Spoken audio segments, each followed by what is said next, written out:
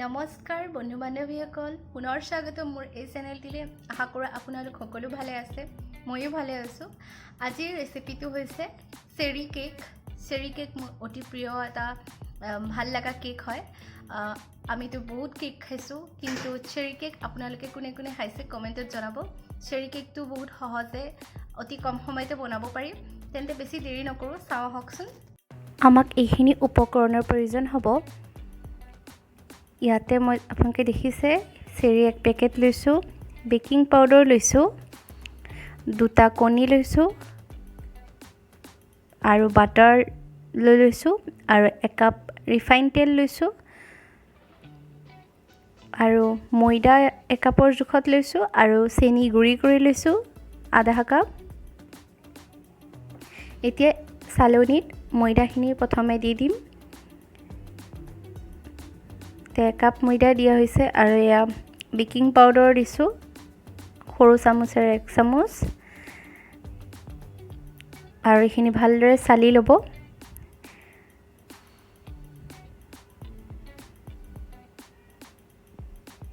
আৰু এইখিনিতে ভালদৰে মিহলাই দিব।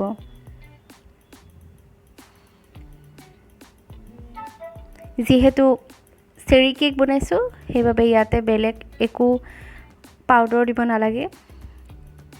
এয়া মই এতিয়া এটা বেলেগ বলত কণী 2টা এনেকৈ ভাঙি দিছোঁ।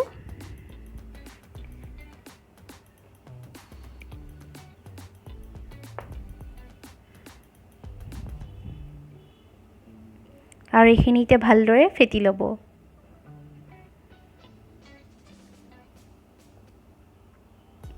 আৰু এতিয়া আমি চেনি গুড়িখিনি দি দিম।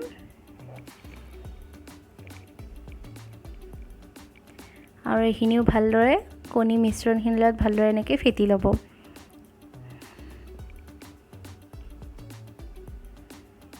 শুকান মিশ্ৰণখিনিৰ লগতো দিব পাৰিলে হয়, কিন্তু ইয়াতে দি দিছোঁ। ভালদৰে ফেটি ল'লেই হ'ল।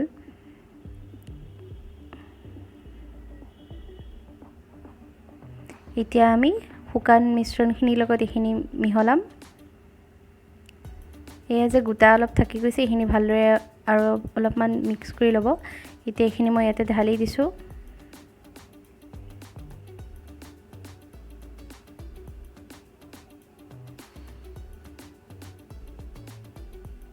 এতিয়া আমি ইয়াতে তেলখিনিও দি দিম। মই বাটাৰখিনিও গলাই ল'লোঁ। গলাই পেলাই একেলগে মিহলাই ৰিফাইন তেলখিনিৰ লগতে মিক্স কৰি পেলাই ইয়াতে দি দিছোঁ। আপোনালোকে ৰিফাইন তেল ব্যৱহাৰ নকৰি বাটাৰো দিব পাৰে। এতিয়া গোটেইখিনি ভালদৰে এনেকৈ লৰাই মেলি ল'ব।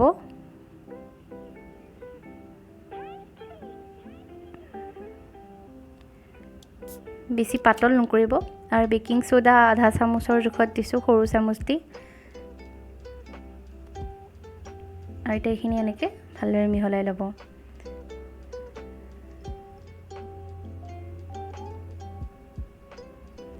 এতিয়া মই ইয়াতে ভেনিলা এচেঞ্চ দি দিছোঁ।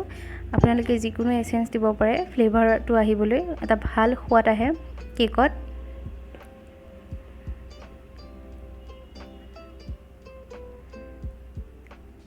দেখিছেনে? ঠিক এনেদৰে হ'ব লাগিব আমাৰ মিশ্ৰণটো।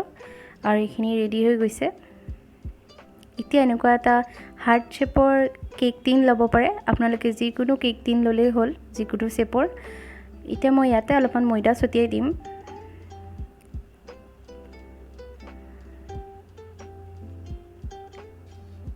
তেতিয়া পাত্ৰটোত কেকটো লাগি নধৰে আৰু অতি সোনকালে এৰাই আহে।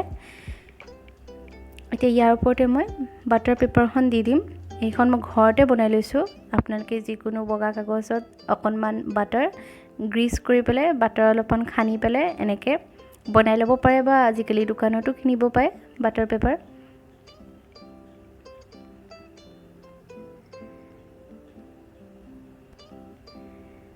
আৰু অকণমান মাখন এনেকৈ লগাই দিব। আপোনালোকে মই হাতেৰেই কৰিছোঁ আৰু হাতখন মই ভালদৰে ধুই লৈছিলোঁ, যিহেতু এতিয়া ভাইৰাছৰ সময়। সেইবাবে আপোনালোকে হাতখনো ভালদৰে এনেকৈ ধুই মেলিয়ে থাকিব। এতিয়া এইখিনি দেখিছে নহয়, ভালদৰে এইখিনি মিক্স কৰি লৈছোঁ আৰু ইয়াতে মই প্ৰথম তৰপটো দি দিছোঁ। আজিকালি গ্ৰীজ কৰিব পৰা ব্ৰাছো কিনিব পাৰে, আপোনালোকে অইল গ্ৰীজ কৰা ব্ৰাছ এডাল কিনি ল'ব। এতিয়া ইয়াত চেৰি দেখিছে, চেৰিখিনি মই এনেকৈ টুকুৰা টুকুৰি কৰি কাটি এক তৰপ দিয়া হোৱাৰ পাছত ইয়াতে দি দিছোঁ চেৰিখিনি।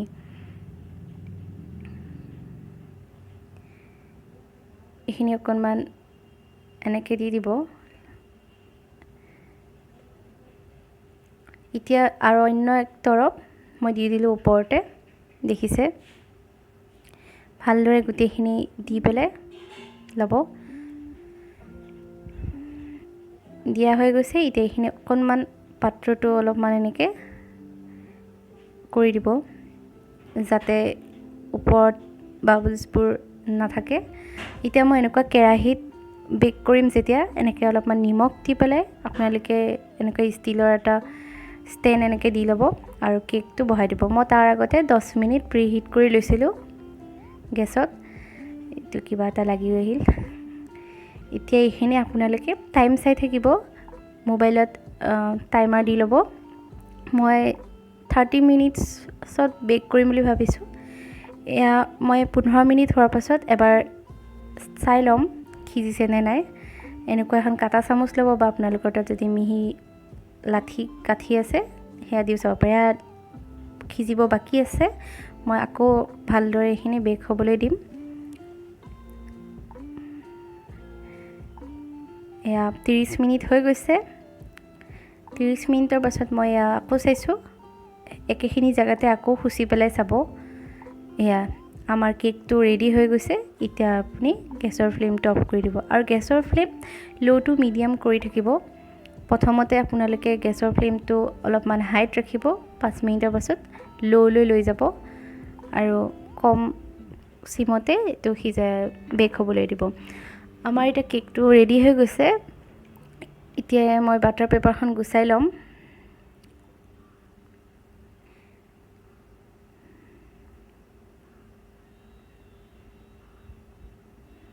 আপুনি অলপ কেকটো ঠাণ্ডা হ'ব দিব। মোৰ এই কেকটো এতিয়া ঠাণ্ডা হৈ গৈছে আৰু অলপ চলপ যদি কেকৰ তলটো জ্বলিও যায় তেতিয়া আপোনালোকে ৰুকি ল'ব, কেতিয়াবা হৈ যায়। এতিয়া মই এই চেৰিৰ ৰস এনেকৈ উলিয়াই লৈছোঁ, অলপমান পানী দি পেলাই গলাই লৈছিলোঁ আৰু আপোনালোকে মন গ'লে দিবও পাৰে, ৰসটোৰ ওপৰত নিদিবও পাৰে, কোনো কথা নাই। এনেকৈ দিলে অলপমান টেষ্ট হয়, ভাল লাগে, সেইকাৰণে মই দি দিছোঁ। চেৰিখিনি এনেকৈ অকণমান পানী দি গলাই লৈছিলোঁ। এটা ভাল টেষ্ট আহে আৰু যিহেতু চেৰি কেক বনাইছোঁ যেতিয়া। এতিয়া দেখিছে আমাৰ চেৰি কেকৰ ওপৰখিনি ঠিক হৈ গৈছে। মই 5 মিনিট ছেট হ'ব দিছিলোঁ। এতিয়া আমি ইয়াৰ ওপৰত অকণমান সজাম। মই ইয়াতে আলমণ্ড দি সজাম বুলি ভাবিছোঁ, দি চাওঁচোন বাৰু। এনেকৈ আলমণ্ড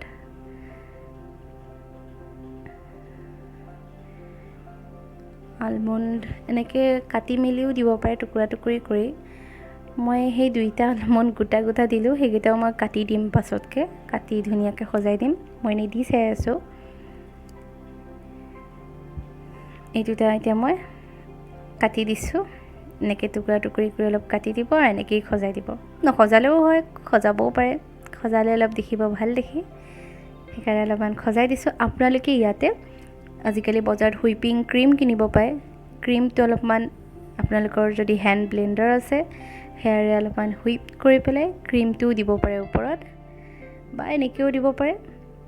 এতিয়া অলপমান চেৰি টুকুৰা টুকুৰিকৈ কাটি ওপৰত দি দিছোঁ। যিহেতু চেৰি কেক, অলপমান চেৰি দিলেহে গম পোৱা যাব চেৰি কেক বুলি। এয়া আমাৰ চেৰি কেক ৰেডি হৈ গৈছে। এয়া চাওক, খুব সোৱাদ হৈছে আৰু বহুতেই ভাল লাগিছে দেখাত। আপোনালোকে ঘৰত চেৰি কেকটো বনাই চাব, বহুতেই ভাল লাগে খাই। আবেলি সময়ত চাহৰ লগত খাবলৈ বা আলহী আহিলে দিবলৈ বা কাৰোবাৰ বাৰ্থডে হ'লেও আপোনালোকে এনেকৈ বনাই দিব পাৰে। ভাল লাগিলে কমেণ্টত জনাব কেনেকুৱা পালে আজি মোৰ এই চেৰি কেকটো।